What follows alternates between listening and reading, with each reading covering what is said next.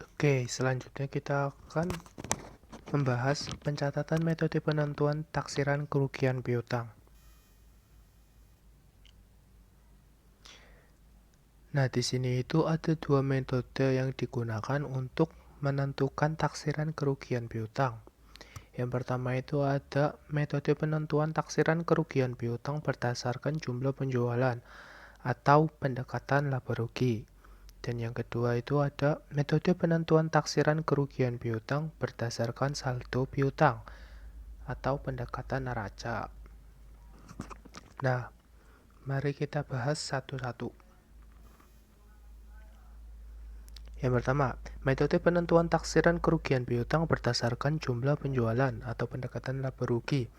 Nah, dalam metode ini itu piutang dihitung berdasarkan persentase tertentu dari penjualan. Nah, mengapa demikian sih?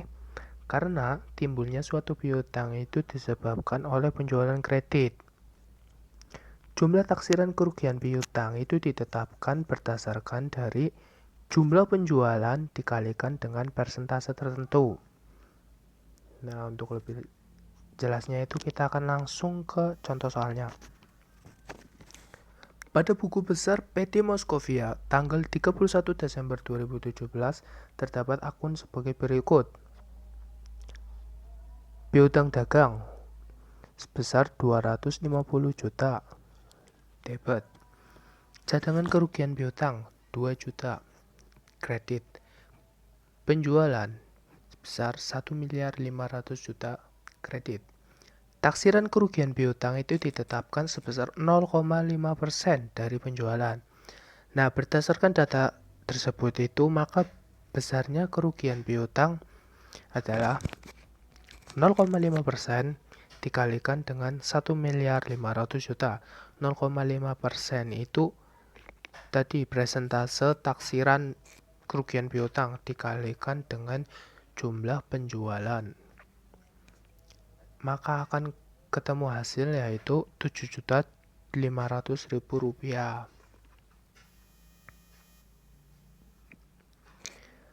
Lalu untuk pencatatan jurnalnya atau jurnal yang harus dibuat.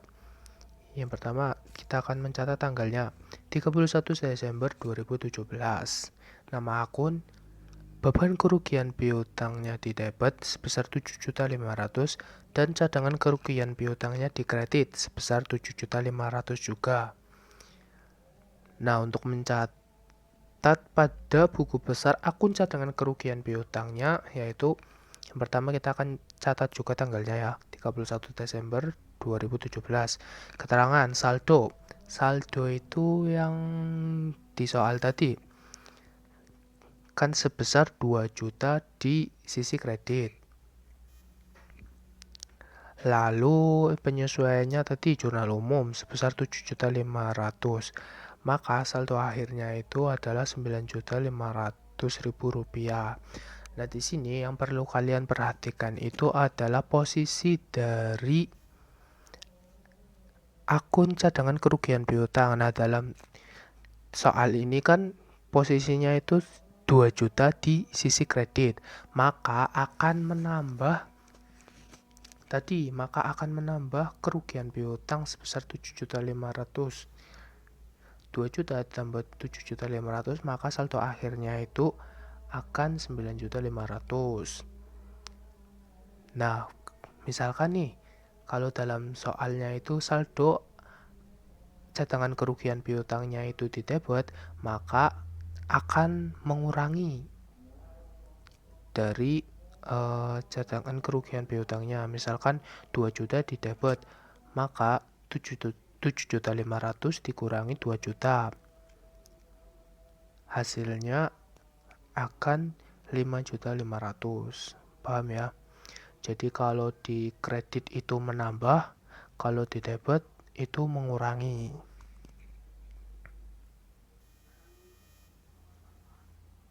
Selanjutnya yang kedua, metode pencatatan taksiran kerugian piutang berdasarkan saldo piutang atau pendekatan neraca.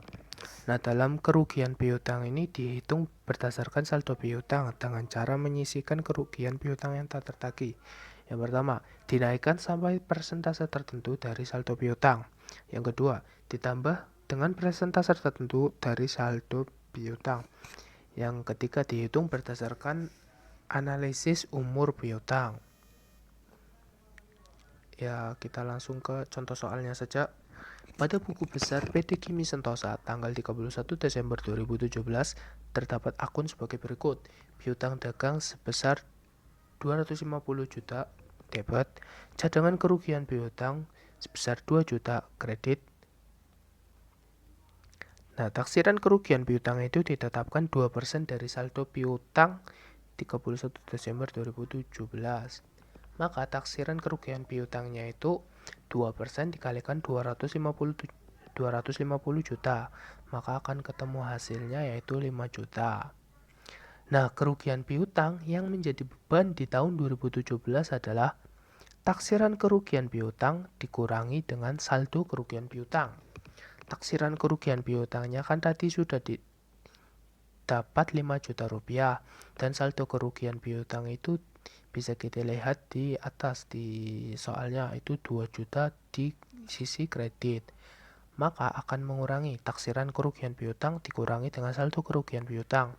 5 juta rupiah dikurangi dengan 2 juta rupiah, maka akan ketemu hasilnya yaitu 3 juta rupiah. Lalu jurnal yang harus dibuat adalah tanggalnya kita akan tulis 31 Desember 2017. Beban kerugian piutang sebelah debit sebesar 3 juta rupiah dan cadangan kerugian piutang sebelah kredit sebesar 3 juta rupiah juga. Nah, yang harus kalian perhatikan di sini itu yang di jurnal itu setelah dikurangi dengan maksudnya itu taksiran kerugian piutang itu dikurangi dulu dengan saldo kerugian piutang.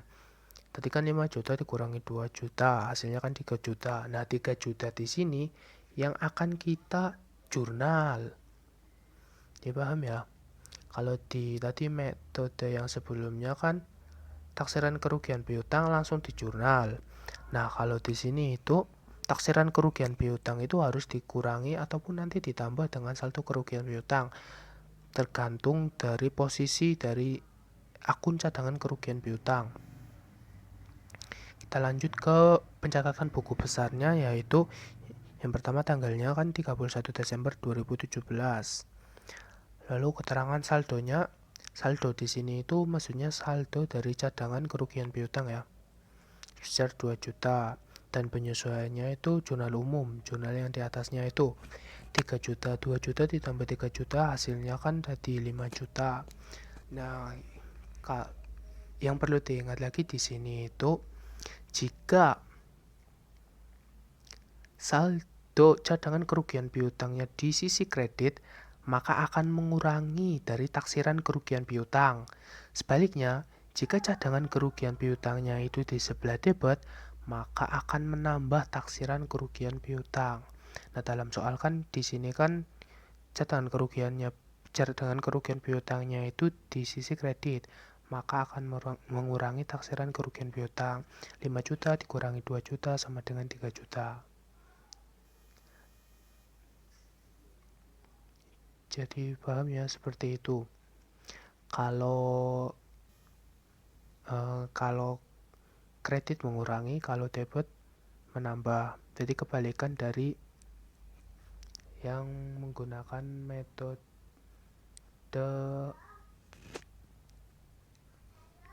pendekatan laba rugi. Kalau pendekatan laba rugi, kredit menambah, debit berkurang. Kalau pendekatan neraca, kredit berkurang, debit menambah.